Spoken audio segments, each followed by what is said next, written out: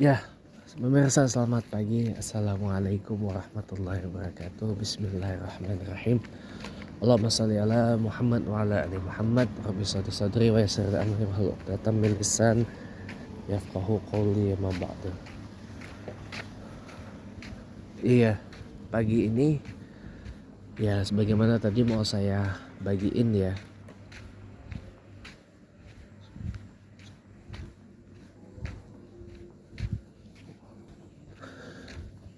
Ya, sebagaimana tadi saya mau share tentang ada satu posting di IG yang menarik saya gitu ya. Bunyinya kayak gini. Kenapa masjid sering sepi? Karena azan itu adalah panggilan bagi orang yang beriman, bukan panggilan bagi orang Islam. Iya. Nah, harusnya tadi saya buatnya, tapi karena tadi saya ditebengin sama teman jemaah Masjid Jami Al Karim di Bintaro Permai, Sangkaran Jakarta Selatan yang menyampaikan ini kepada saya. Kalau mau lihat orang Islam, lihatlah pada waktu salat Jumat dan salat Aid.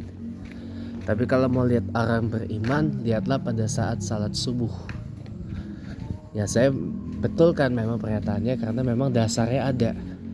Satu hadis Bukhari yang menyatakan sesungguhnya, satu hadis riwayat Bukhari di mana Rasulullah Sallallahu Alaihi Wasallam bersabda, sesungguhnya salat subuh itu disaksikan oleh malaikat. Coba itu dapat privilege, salat subuh disaksikan malaikat, apalagi kalau kita lakukan on time ya, on time dan berjamaah lagi di masjid, terlepas dari ia lelaki atau perempuan, tua muda, kaya tidak kaya gitu ya. Nah, itu sesungguhnya salat subuh itu disaksikan, atau salat fajar itu sesungguhnya, kalau di Arab itu tidak ada istilah subuh, adanya salatul fajar ya, disaksikan para malaikat. Wih, keren gak tuh? Iya, ini berkabut. Iyalah. Makanya jadi rugi kalau tidak salat subuh itu, apalagi kalau tidak dilaksanakan berjemaah di masjid ya, bersama-sama dengan saudara-saudari muslimah kita yang lain gitu. Nah, azan adalah panggilan bagi orang yang beriman gitu ya. Ini menarik saya loh, dua pernyataan ini sinkron sebabnya. Karena begini, yang namanya masjid itu ya, pasti orang-orangnya memikirkan bagaimana masjid itu bisa tampil semenarik mungkin untuk menarik orang dan sekaligus mengajak orang untuk memakmurkannya. Bukan makmur rupiahnya, tapi makmur dengan salat berjamaah di masjid. Ini memang hal biasa bagi teman-teman yang ikut dalam jamaah tabligh atau tablighi jamaat yang asalnya dari India itu. Tapi memang lebih populer gerakan ini tuh di Pakistan dan Bangladesh.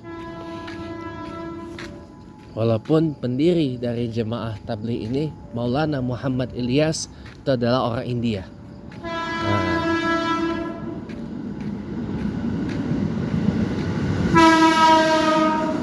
Nah, jadi apa namanya?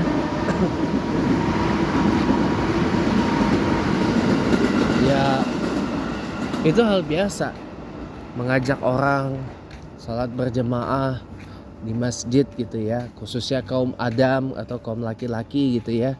Itu biasa banget bagi jemaah tabligh. Tapi kan bagi pihak masjid yang di luar tablighi jemaah itu kan adalah mereka ini sudah tahu kok, mereka sudah tahu bagaimana cara mengusahakan biar orang itu tertarik gitu loh salat berjamaah di masjid. Sudah hire para imam-imam, para hufaz-hufaz, hafiz-hafiz Al-Quran yang hafalannya bukan lagi di luar kepala ya, udah ibaratnya ya tinggal play aja gitu loh. Ibaratkan kita nyetel zaman dulu ya, VCD ya atau DVD player ya. Zaman dulu mau surah atau ayat apa yang dibawa udah tinggal masuk, pasang, udah play gitu. Nanti stop pada saat mau ruku. Nah, ibaratnya seperti itu. Udah ada ya, tapi pun bukan hanya sekedar hafal tok. Tapi makhraj hurufnya bagus, sifatil hurufnya bagus, tajwidnya juga bagus ya. Itulah aqra'uhum liquran itu tadi, dan dia paham tentang isi Quran, tentang hukum-hukum yang termaktub dalam Quran dan seterusnya. Udah semua. Gitu loh. Bahkan muazinnya azannya bagus-bagus, indah-indah, makhraj hurufnya bagus-bagus ya, maqamnya, tarannumnya, naghamnya, langgamnya bagus-bagus dan seterusnya gitu ya. Gitu ya. Saya tidak dalam posisi itu kebetulan, tapi berusaha untuk menjadi yang terbaik gitu. Harus. Nah, itu ya. Sudah di ini semua kok, tapi terpulang kepada kitanya mau nggak untuk memakmurkan masjid kita gitu loh. Semua terpulang ke kita sendiri, teman-teman. Apakah langkah kita tergolong ringan untuk salat berjemaah ke masjid, atau justru langkah kita ini berat untuk salat berjemaah ke masjid? Semua tergantung kita. Kalau kitanya ringan hati, ringan langkah ya, nggak ada beban gitu ya, pasti ringan gitu loh untuk melangkah berjemaah ke masjid. Bahkan kalau perlu satu keluarga, satu isi rumah boyong semua salat jemaah ke masjid ketika mau itu azan, pada saat azan kumandang, atau bahkan dari sebelum azan kumandang sudah standby di masjid, itu malah lebih keren. Salat jemaah satu keluarga, satu isi rumah boyong semua berjemaah di masjid. Wah, apa enggak berkah itu? Apa enggak rahmah itu? Oh iya. Jadi memang kalau mau lihat orang yang beriman gitu ya, lihatlah pada saat terutama salat-salat yang rawan-rawan, salat subuh dan salat Isya. Salat Isya ini rawan apa? 1, rawan keasikan. 2, rawan ngantuk. 3, rawan capek. Jadi kan ngantuk, lelah, lupa, pikir ntar aja lah Isya-nya, sekalian aja sama salat malam. Bukan salat tahajud maksudnya.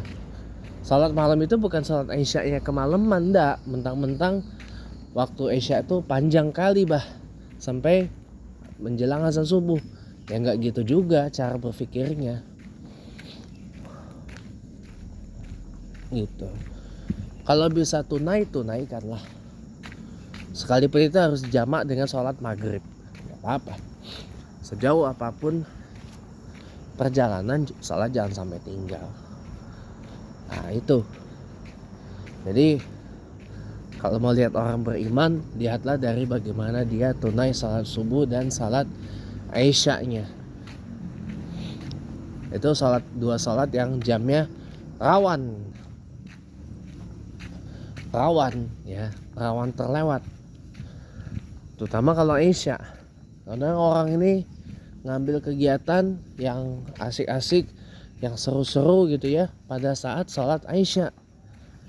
Iya, pada saat waktu salat Isya itu rawan. Entah orang rawan keasikan nonton TV, orang rawan kelewat salat Isya karena misal ada acara webinar atau acara Zoom macam-macam banyak tuh. Atau orang udah karena terlalu capek, udah ngantuk ya kan, ya dan seterusnya atau mungkin orang terlalu ya karena pekerjaan rumah jadinya waktunya tersita, jadi mungkin kelupaan salat isya karena udah capek dan seterusnya. Itu rawan memang. Nah itu kalau mau lihat orang beriman itu lihat salat subuh dan isyanya.